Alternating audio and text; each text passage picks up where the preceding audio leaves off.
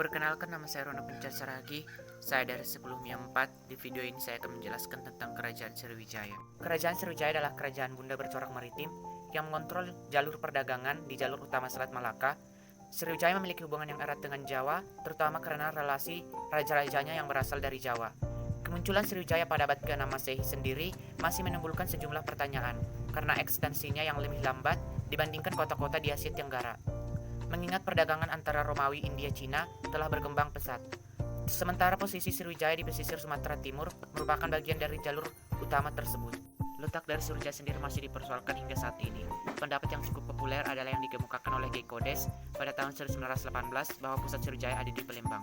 Sementara J.L. Moyes misalnya merekonstruksikan peta Asia Tenggara menggunakan berita-berita Cina dan Arab menyimpulkan bahwa Sriwijaya tadinya berpusat di Kedah, kemudian berpindah ke Muara Takus. Suekomono dalam pendapat lain menyampaikan Jambi sebagai lokasi yang tepat bagi pusat Sriwijaya karena lokasinya yang terlindung karena ada di dalam teluk namun menghadap langsung ke laut lepas. Sampai dengan hari ini, Palembang masih dianggap sebagai pusat Sriwijaya dengan banyak perdebatan.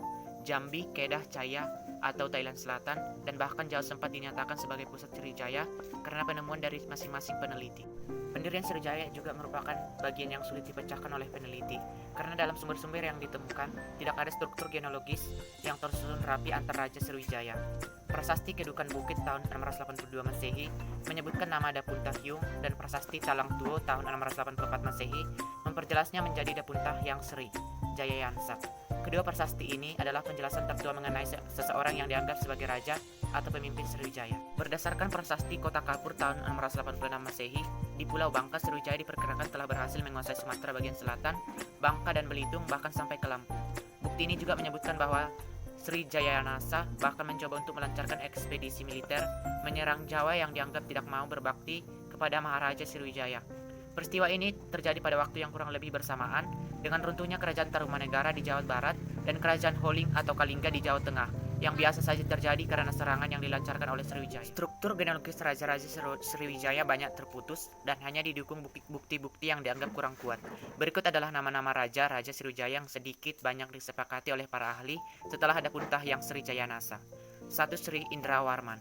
Penerus dari Sri Jayanasa didapat dari petunjuk prasasti Ligor A tahun 775 Masehi yang ditemukan di Thailand Selatan, menyebut Raja Sriwijaya menyerupai Indra yang membangun kuil di Ligor, serta Sin Tangsu, catatan sejarah dinasti Sung dari abad ke-11 menyatakan seorang Raja Sriwijaya mengirim utusan pada tahun 724 Masehi.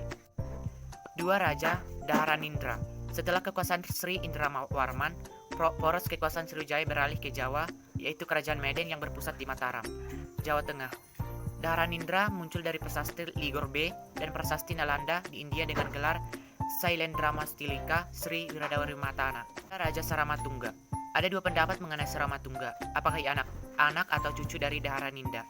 Krom berpendapat bahwa ia adalah anaknya, sementara Slamet Muljana berpendapat bahwa ia adalah cucunya. Samaratungga tidak gemar berperang dan memilih fokus pada kerajaannya.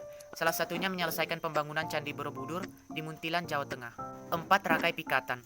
Rakai Pikatan bersama Pradomordarni merupakan anak dari Samaratungga, sementara Balaputra Dewa adalah pamannya atau adik Samaratungga. Akibat satu dan lainnya hal kemudian memperebutkan kekuasaan dan menyebabkan terusurnya Balaputra Dewa kembali ke Sumatera, tanah kakek dan leluhurnya. 5. Balaputra Dewa. Balaputra Dewa memulai kembali Sriwijaya pada abad ke-9 Masehi, membuat pelacakan sejarahnya menjadi lebih jelas dibandingkan masa sebelumnya. Hubungan dengan Raja Dewa Paladewa dari Benggala, India juga dijelaskan dalam prasasti Nalanda. 6. Sri Uditayati Wadarman. Tidak banyak yang diketahui dari Sri Udayati Dawarman selain kitab sejarah dinasti Sung mencatat bahwa pada tahun 960 Masehi dan 962 Masehi, nama Raja Sriwijaya menurut J.L. Moyes dapat disamakan dengan Sri Udayawanti Warman. 7. Sri Chulamani Warman. Merupakan raja pada kekuasaannya membangun hubungan baik dengan kerajaan besar Kola di India dan Kekaisaran Cina. 8. Sri Marawijaya Tunggawarman. Pada tahun 1008, utusan dari Sriwijaya datang kembali dengan nama rajanya yaitu Selima Palapi, yang kemudian disamakan dengan Sri Marawijaya Tunggawarman, putra dari Sri Chulamani Warman. 9. Sri Sanggamawar Wijaya Tunggawarman.